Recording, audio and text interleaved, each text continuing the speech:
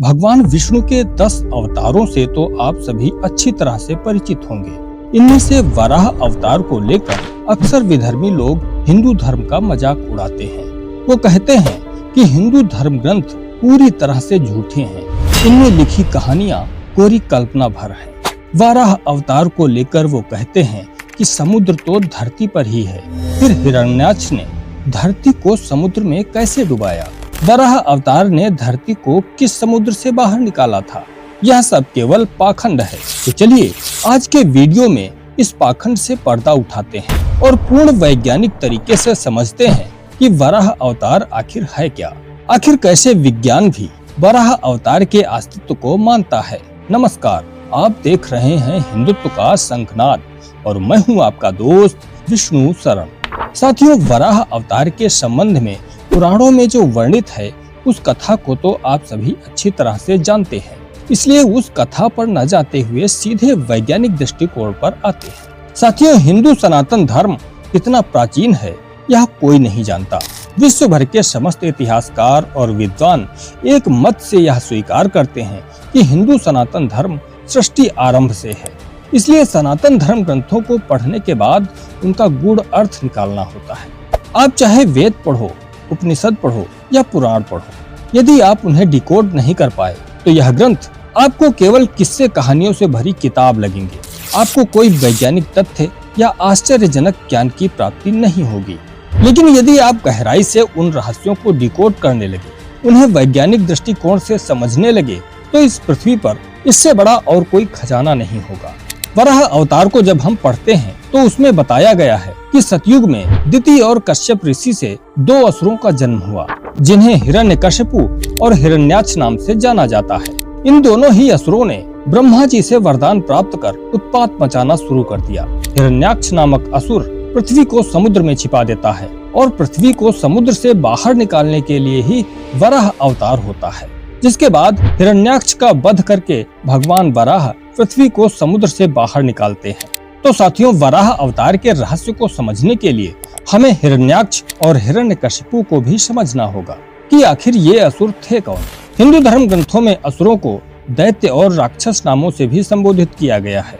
आम धारणा है कि सभी राक्षस विकराल रूप वाले, भयानक अट्टहास करने वाले, सिर पर सींग और बहुत शक्तिशाली मानव जैसे दिखने वाले प्राणी थे। दरअसल राक्षस का मूल अर्थ होता है जो विनाश को जन्म देने वाला हो, जो जीवन को आगे बढ़ाने में बाधक हो, जो अशांति फैलाए, जो सृष्टि के कार्यों में बाधा उत्पन्न करे, नकारात्मकता फैलाए।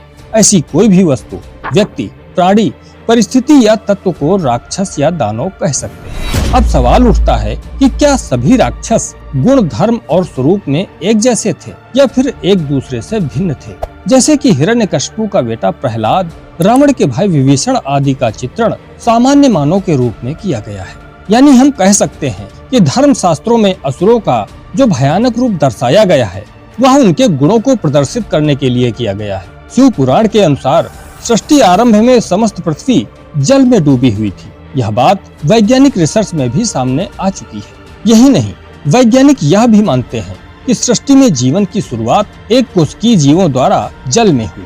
हमारे धर्म ग्रंथों में भी कुछ ऐसा ही बताया गया है कि भगवान विष्णु ने ब्रह्मा जी के कहने पर हिरण्यगर्भ से सृष्टि में जीवन की शुरुआत की। साथियों, यहाँ पर आप हिरण्यगर्भ, हिरण्यकशिपु और हिरण्याक्ष इन तीनों शब्दों में समानता देख सकते हैं। यानी हिरण्याक्ष और हिरण्यकशिपु का गुण, धर्म व स्वरूप समझने के लिए हमें सृष्टि आरंभ में चलना होगा।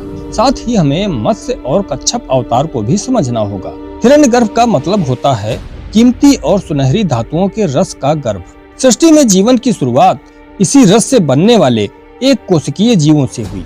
एक कोश या कोशिका को जब हम सूक्ष्मदर्शी द्वारा देखते हैं तो हमें पता चलता है कि इस कोश के केंद्र में एक गाढ़ा तरल पदार्थ भरा हुआ है, जिसे जीव द्रव्य या प्रोटोप्लाज्म कहा जाता है। यह जीव द्रव्य कार्बन, हाइड्रोजन, ऑक्सीजन तथा अनेक कार्बनिक और अकार्बनिक पदार्थों से मिलकर बना होता है। जीव द्रव्य में चेतना होती है। जीव द्रव्य का अपना खुद का दिमाग भी होता है। इस रहस्यमय जीव द्रव्य को ही धर्म ग्रंथों में हिरण्यगर्भ कहा गया है और यह जीव द्रव्य ही पूरी कोशिका के कार्यों को मैनेज करता है। इसीलिए वैज्ञानिक इसे सजीव कहते हैं और इसे ही जीवन का भौतिक आधार मानते हैं। आधुनिक जीव वैज्ञानिकों ने जीव द्रव्य का रासायनिक विश्लेषण करके यह तो पता लगा लिया है कि इसका निर्माण किन पदार्थों द्वारा हुआ है, परंतु आज तक किसी भी वैज्ञानिक को जीव द्रव्य में प्राण संचार करने की सफलता नहीं मिली है। और मिलती भी कैसे, क्योंकि यही तो आत्म तत्व है, यही परम तत्व है, इसी को परमात्मा का अंश कहा जाता है। इस रहस्यमय जीव द्रव्य को ही धर्म ग्रंथों में हिरण्यगर्भ कहा गया है। समुद्र में सर्वप्रथम एक कोशीय रचना वाले सजीव, वनस्पति तथा शैवाल की उत्पत्ति हुई, लेकिन अभी तक भगवान का अवतार नहीं हुआ था। भगवान विष्णु का प्रथम अवतार मत्स्य अवतार के बारे में बताया जाता है कि यह अवतार भगवान विष्णु ने सृष्टि को प्रलय से बचाने के लिए लिया था। इस कथा में यह बताया गया है कि हयग्रीव नामक राक्षस ने वेदों को चुराकर समुद्र की गहराइयों में छुपा दिया था और वेदों के उद्धार के लिए भगवान विष्णु ने मत्स्य अवतार लिया था। यहाँ बताते चले कि वेद उस समय किसी किताब के रूप में नहीं थे जिन्हें कोई भी चुरा कर ले जाए। दरअसल इस कथा में वेदों का अर्थ है ज्ञान, वेदों का अर्थ है जीवन, वेदों का अर्थ है प्रकाश। सृष्टि आरंभ में जीवन समुद्र की गहराइयों में था, यानी हयग्रीव नामक राक्षस ने वेदों को अर्थात जीवन को समुद्र की गहराइयों में छिपा दिया था। दोस्तों, हयग्रीव का अर्थ है घोड़े के समान मुख वाला जीव। सृष्टि की शुरुआत में ऐसे ही जीव समुद्र की गहराइयों में रहते थे। कथा में आगे वर्णन है कि मत्स्य अवतार ने हयग्रीव का वध कर दिया। इसका वैज्ञानिक अर्थ है कि हयग्रीव का क्रमिक विकास होकर वह मत्स्य यानी मछली बन गया और इस तरह समुद्र की गहराई से जीवन मछली के रूप में बाहर निकला। आज भी यह हयग्रीव यानी समुद्री घोड़ा सिर्फ ग्रीष्म काल में ही देखने को मिलता है। बाकी के समय यह समुद्र की किन गहराइयों में चला जाता है, इसका पता वैज्ञानिक भी नहीं लगा पाए हैं। इस तरह यदि हयग्रीव का वध न होता यानी उसका क्रमिक विकास न होता तो जीवन समुद्र की गहराइयों में ही खत्म हो जाता। इसे ही प्रलय कहा गया है, अर्थात भगवान विष्णु ने मत्स्य अवतार लेकर जीवन को प्रलय से बचाया और इस मत्स्य अवतार के बाद समुद्र में क्रमिक विकास का कार्य तेजी से होने लगा। कई नए तरह के जीवों का विकास होने लगा। इस तरह समुद्र में क्रमिक विकास का तेजी से एक मंथन सा होने लगा। इसे ही हमारे धर्म ग्रंथों में समुद्र मंथन की कथा से दर्शाया गया है। इस क्रमिक विकास में सजीवों में कुछ पॉजिटिव बदलाव हो रहे थे तो कुछ निगेटिव बदलाव भी हो रहे थे। पॉजिटिव बदलाव को देवों तथा निगेटिव बदलाव को दानवों के रूप में दर्शाया गया है। क्रमिक विकास के चलते ही भगवान ने कच्छप अवतार लिया, जो कि उभयचर प्राणी है, यानी यह पानी के साथ साथ पृथ्वी पर भी रह सकता है और यह उभयचर ही जीवन को आगे बढ़ाने का मुख्य आधार था। इसी से सरीसृप वर्ग वाले जीवों का विकास हुआ, परंतु अभी भी जीवन पूर्ण रूप से जल से बाहर नहीं आया था। सरीसृपों में से लाखों वर्षों के संघर्ष और क्रमिक विकास के बाद स्तनधारी प्राणी अस्तित्व में आए और स्तनधारी प्राणियों के रूप में ही जीवन समुद्र से निकलकर बाहर आया। सरीसृपों से स्तनधारी प्राणियों में बदलने वाले संघर्ष को ही हमारे ग्रंथों में वराह और हिरण्याक्ष के युद्ध के रूप में दर्शाया गया है। दोस्तों, क्रमिक विकास के दौरान जीन्स और डीएनए में लगातार बदलाव होता है, जो कि जीव द्रव्य में मौजूद होते हैं। इसे ही हम हिरण्यगर्भ कहते हैं। अब हम हिरण्याक्ष का अर्थ भी समझ लेते हैं।